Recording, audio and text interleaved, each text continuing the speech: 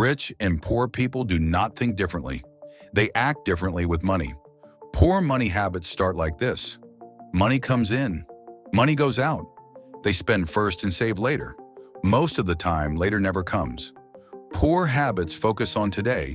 Buy now. Enjoy now. Worry later. This makes money disappear fast. Rich money habits are different. Money comes in and money is planned. First they save, then they invest, last they spend. Rich habits focus on the future. They ask one question: will this make my life better tomorrow? If the answer is no, they wait. Poor habits buy things to look rich. Rich habits build things to become rich. Poor habits increase expenses. Rich habits increase income. Here's the simple rule: spend less than you earn. Save before spending. Use money to grow. Small habits repeated daily create big differences over time. That is the difference between rich and poor money habits.